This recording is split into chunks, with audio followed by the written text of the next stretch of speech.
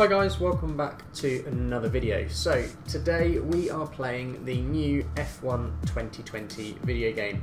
Now I haven't played a Formula 1 game properly since 2016, so I'm really excited for this one. It looks really good. I've driven a couple of time trials, but let's jump straight in with my team. Welcome to my team. Here you'll experience the world of Formula 1 not only as a driver, but as the owner of a brand new F1 team. First things first, let's choose your character.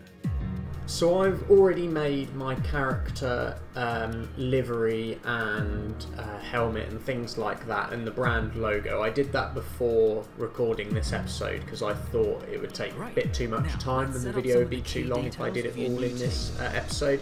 So I've already made myself. I decided on the team name. So the team name that I've chosen is ATombGP.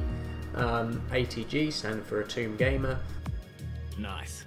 Now, some kind of income stream is critical, so we need to sign a primary sponsor. Our primary sponsor will pay a signing bonus to the team up front. This is vital to cover the early investments we need to make. They will also provide valuable weekly income for us. Each sponsor has a goal that they want the team to achieve. If we hit that goal, the sponsor will pay us an additional goal bonus. So what I was looking for here was a nice balance of weekly income and also what the goal was.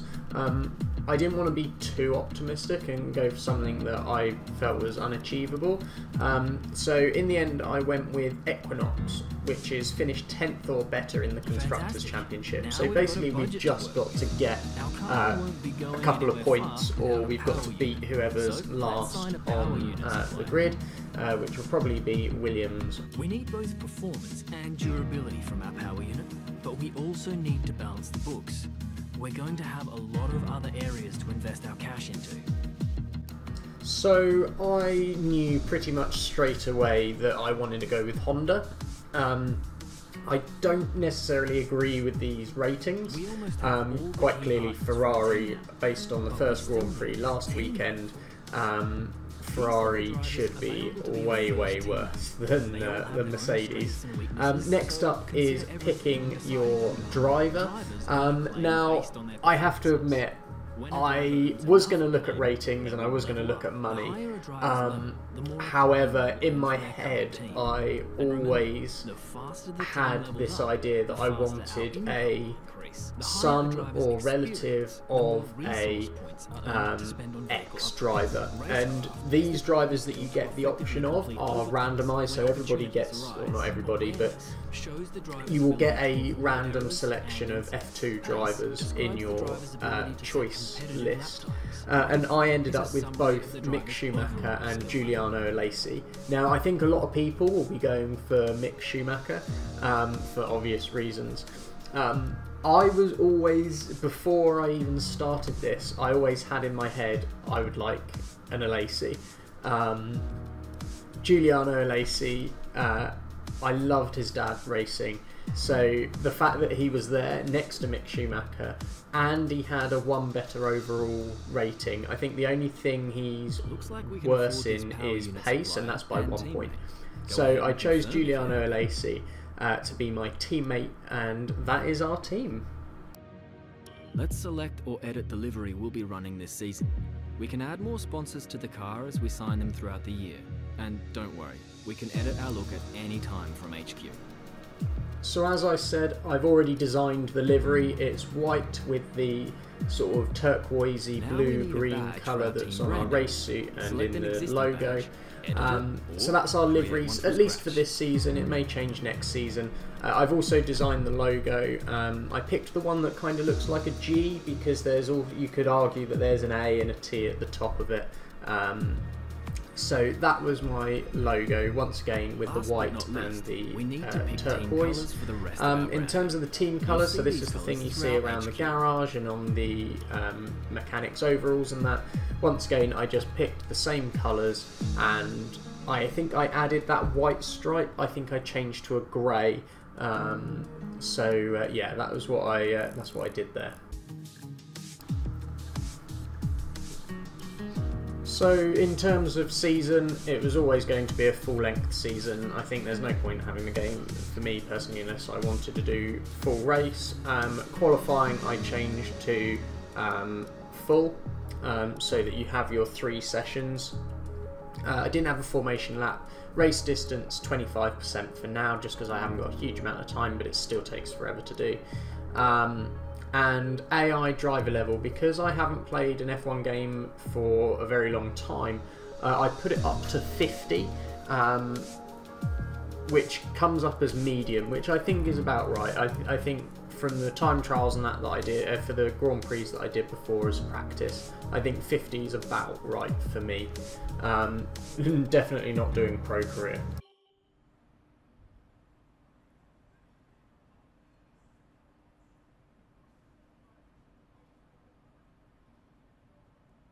Okay, we're live in 5, 4, 3.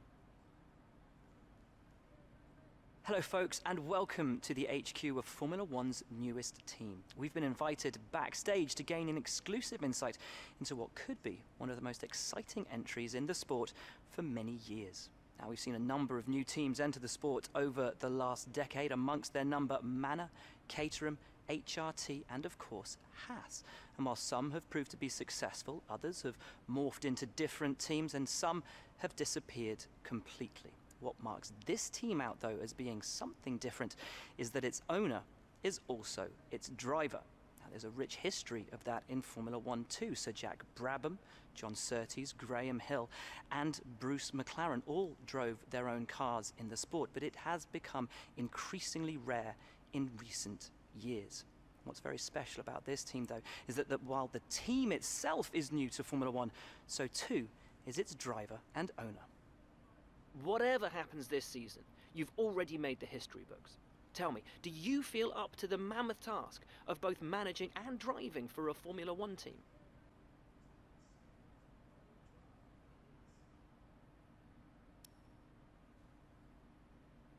Every team needs 2 drivers, but what was it that drew you to your teammates?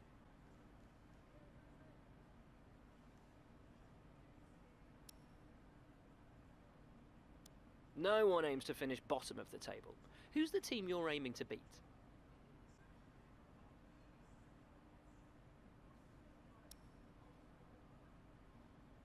How are you expecting the car to feel out on track?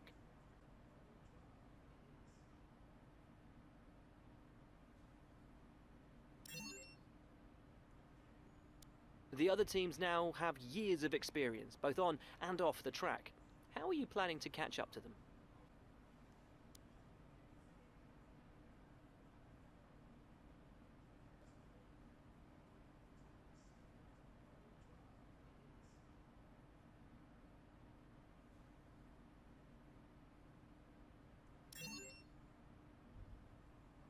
Overtaking is a key part of this sport.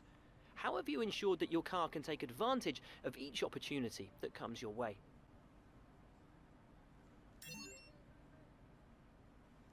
And finally, which of your new departments are you most proud of?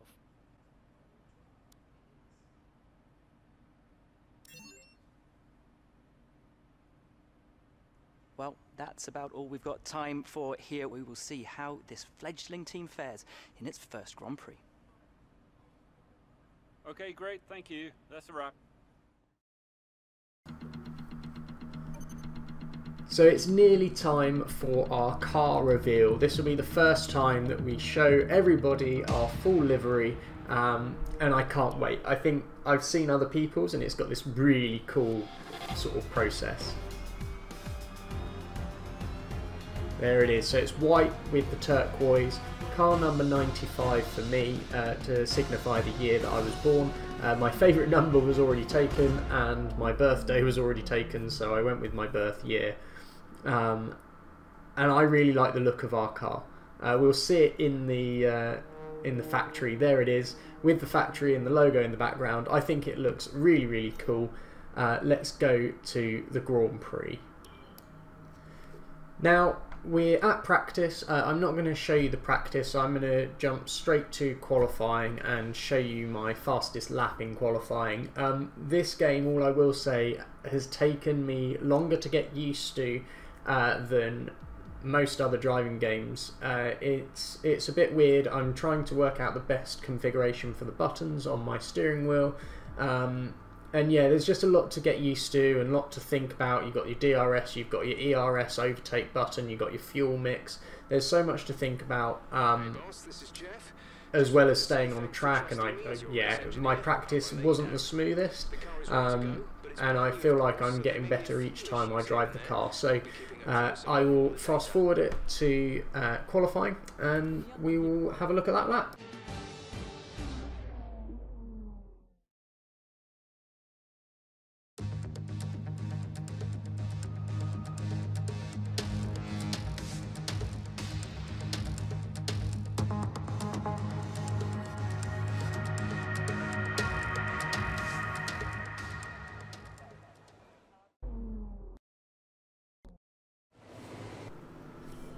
So I'm about to go out for my first qualifying lap. I think I set a pretty good lap time on my first attempt. I do go out for a second attempt. Unfortunately, I take a bit too much curb and hit the accelerator a little bit too early on that lap, and I spin and I damage my front wing, which means I couldn't get a lap in. And then when I went back to the pits, it took too long to repair, and the session ended. So I'll let you watch this lap, and then we'll cut to the end of Q1.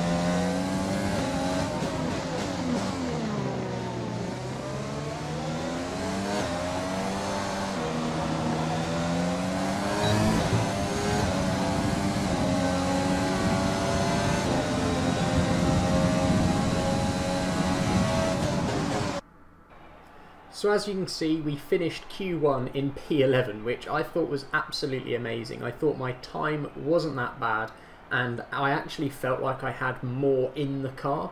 And it was at this point that I thought, well, maybe 50% difficulty is not quite enough if I'm getting P11 in Q1. But anyway, I got through to Q2. Let's see how that goes.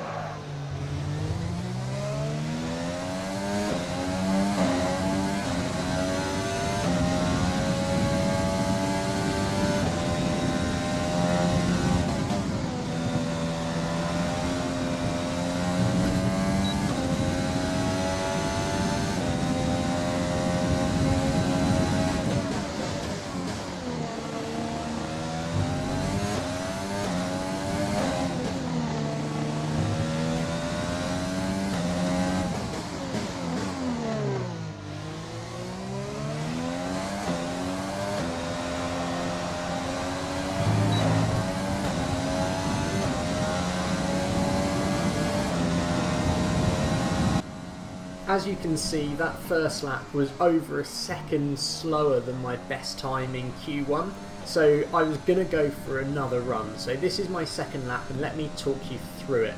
As you can see, coming into the first few corners, although I'm a bit down there, I'm nearly half a second up round there. That drops to about a quarter of a second as we come out of that series of corners. But this lap just felt so much neater. I felt more comfortable with the car. My braking was smoother. I wasn't getting as many lockups. So yeah, I'm about 0.3 of a second up coming into this straight. Well, it's not really a straight, it's more of a corner into a straight. But anyway, this corner, this is where I make up so much time. Still a slight lockup, but not as big as the first lap. And we are over a second up on the previous lap time. Okay, I had really good feelings about this lap. Everything was coming together. Dropped down to 6th gear for the chicane. Once again, felt much neater, onto the power earlier. We're 1.3 seconds up nearly, coming into the final few corners, down into 4th gear, chuck it in, make a little bit of a mistake there, just get a bit too much curb, a bit too throttle happy. I lose about half a second or so. Then coming into the final corner, once again quite tidy, but not as quick as the previous lap, and I'm actually almost even with the previous lap. And in the end, I go about 0.2 quicker than the last one, about 0.231 I think it was. So not brilliant. I go back to the pits to put more tyres on, but sadly I can't improve on that lap time. So let's see where I ended up. And as you can see, I end up, when I scroll down in a second, here we go, I end up 16th. That lap time was just too bad. It was a second slower than my first lap time, and actually if I had repeated the lap time in Q1, I would have either been around that 10th, 11th spot, maybe even getting into Q3. So the pace was definitely there, but yeah, I just wasn't able to maximise it in Q2. So Giuliano Alesi, he ended up behind me. I out-qualified him at least. But we're getting some acclaim through for the team.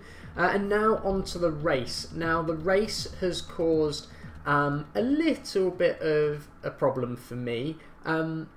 It took me quite a few attempts. I kept messing up on the first corner and I was like, no, I'm not having that. So I did keep restarting. However, when I finally completed an entire race, as it was getting to the podiums, the game crashed before it saved the result, which means I have to do the race again, which is really, really annoying because I found it really difficult. Starting 16th was so hard going into that first corner. It's quite a tight first corner on the first lap and you've got cars all around you. So yeah, I will let you watch the race now. Hope you enjoy it, and I will see you next time. Bye bye.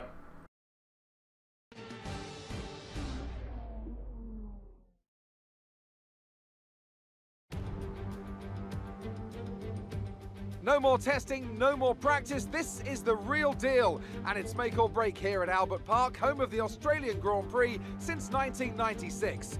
And home to round one of this year's Formula One World Championship. Just south of Melbourne's downtown business centre is the one and only Albert Park circuit. 3.3 miles of public roads, closed for the weekend of course, make for a bumpy circuit with little undulation. There are 16 corners around the lake and a couple of good passing opportunities here as well, thanks in part to the DRS zones into turns 1, 3 and 13.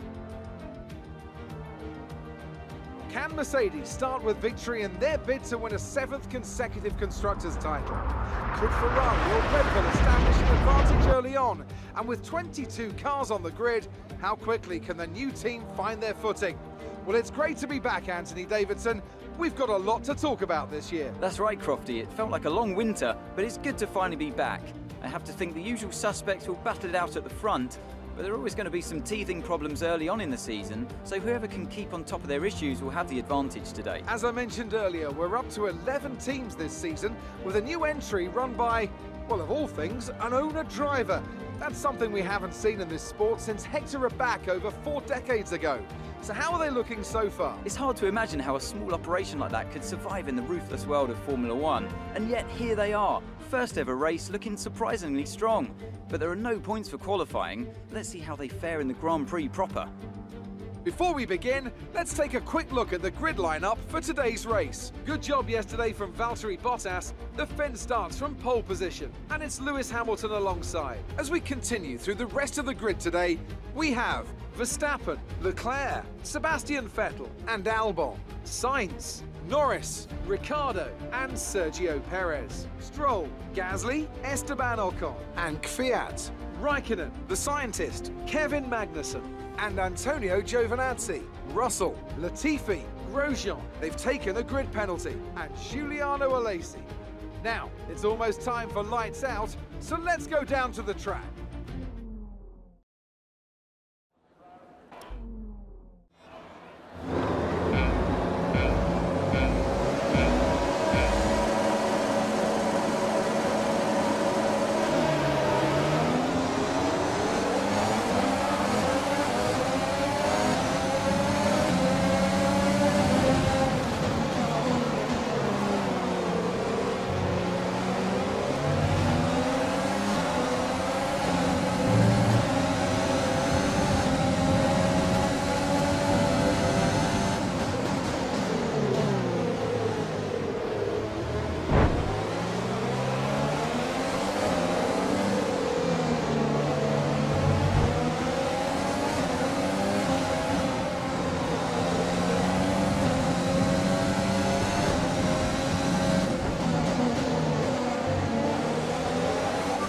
Nice start.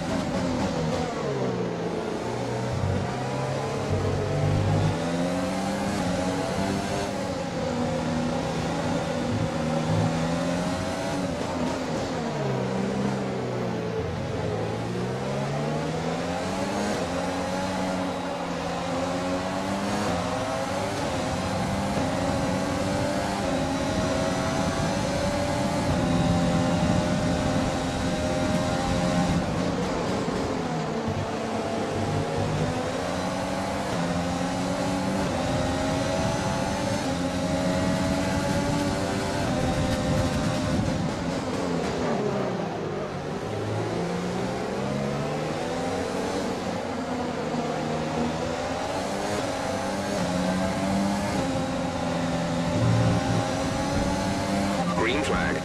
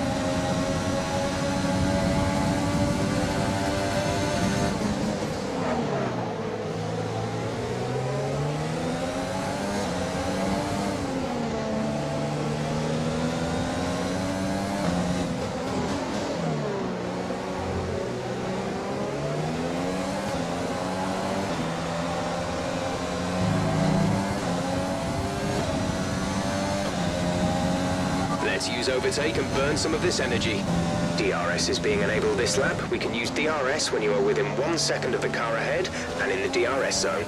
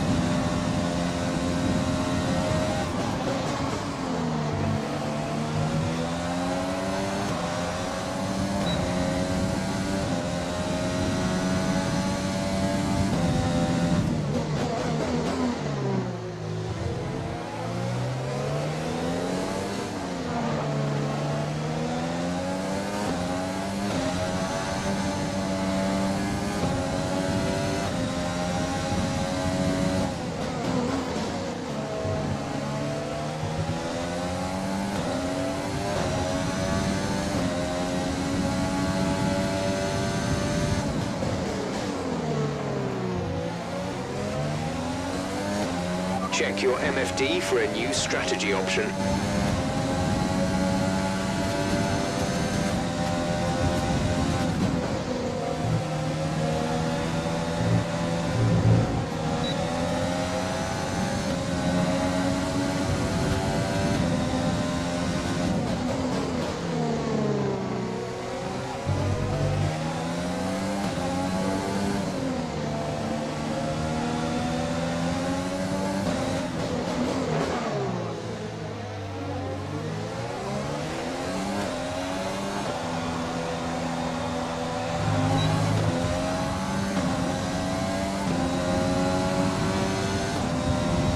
We're approaching the pit window.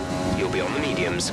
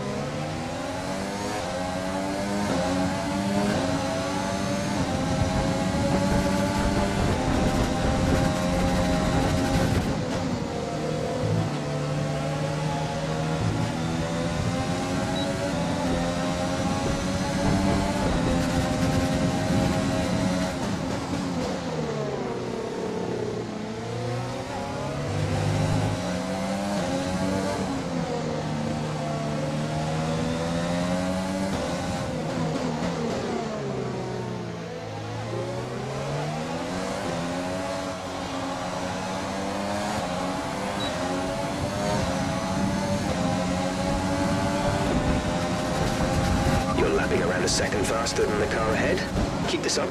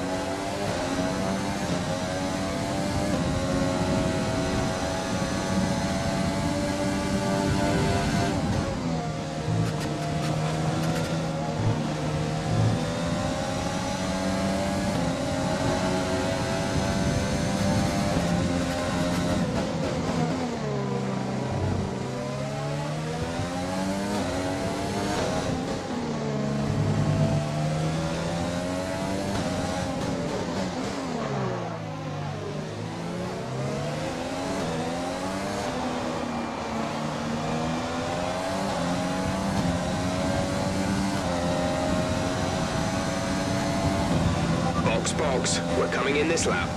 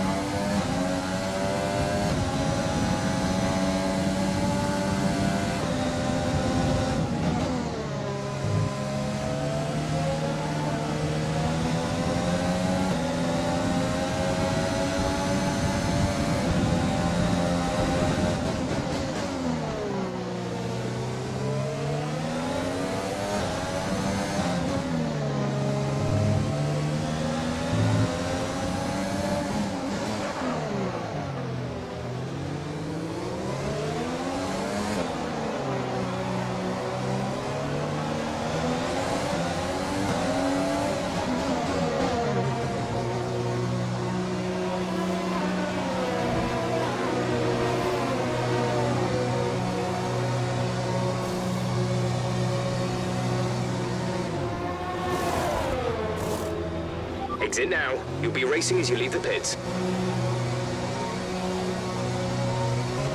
That was our last stop. No more scheduled pit stops.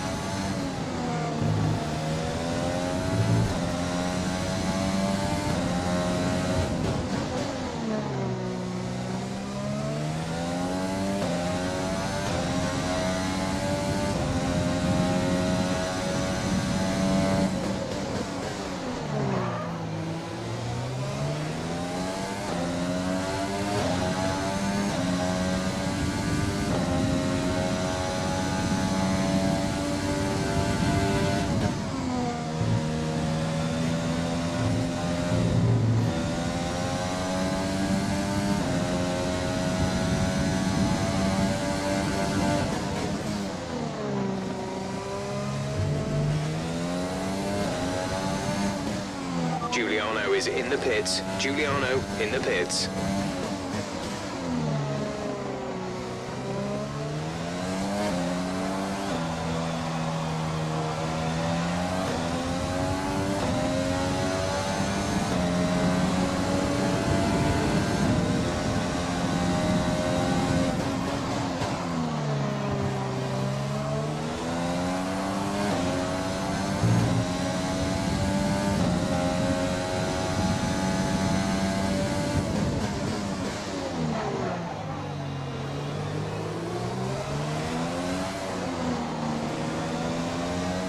We need to push now. Use your overtake button for more power.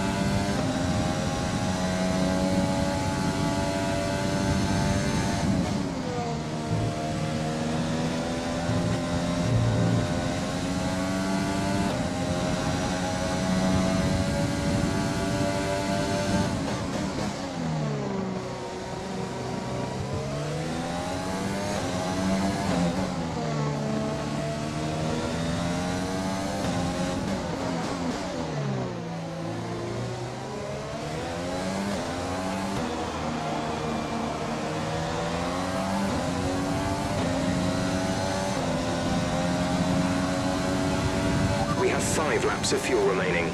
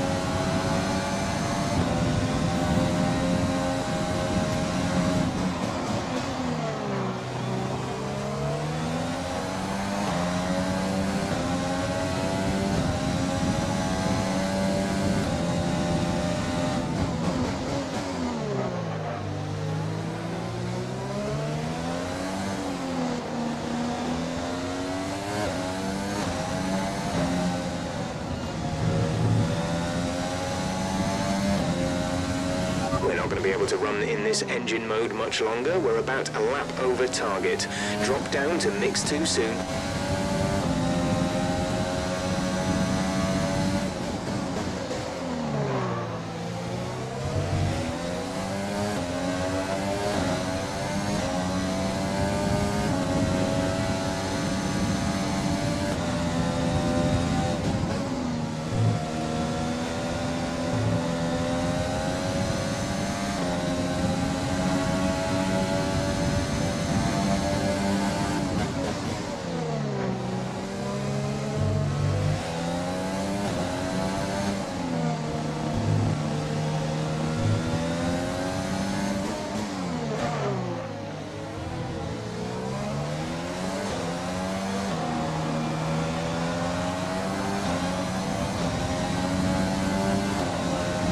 There's 3 laps of fuel remaining.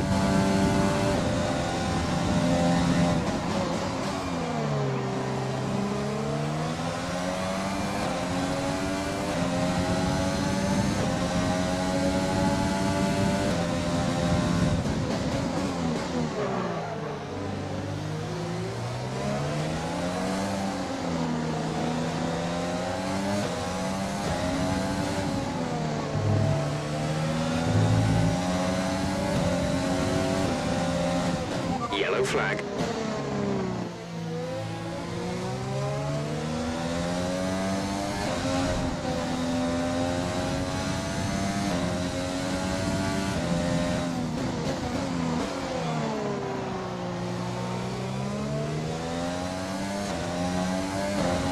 Okay, clear.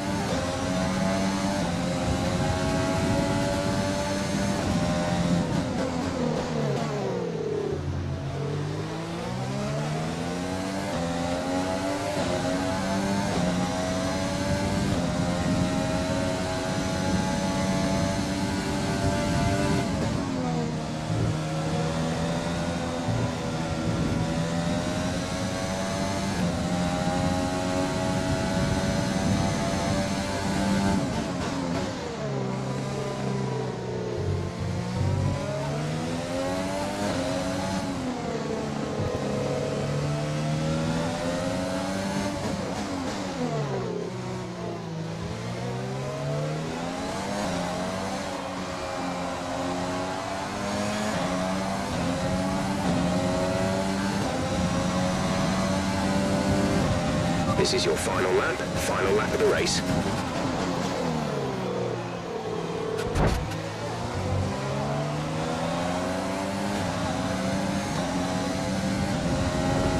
There's only 1 lap of fuel remaining.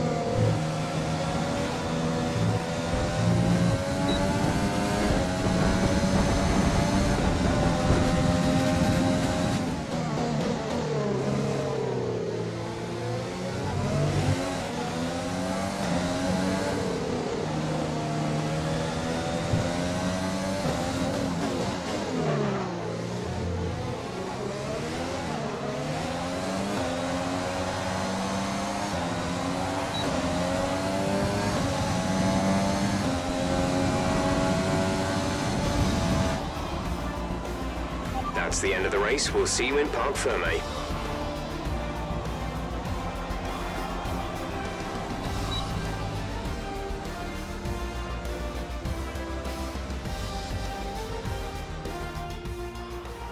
A great race then, and a fantastic victory here at Albert Park. What do you think it was, Ant, that gave them the edge over the competition today? I feel like consistency was probably the key today. There's being quick, and then there's being quick lap after lap after lap. If you can do that, you can capitalise on other people's errors without making many of your own. And that's an approach that can push you a long way up the field.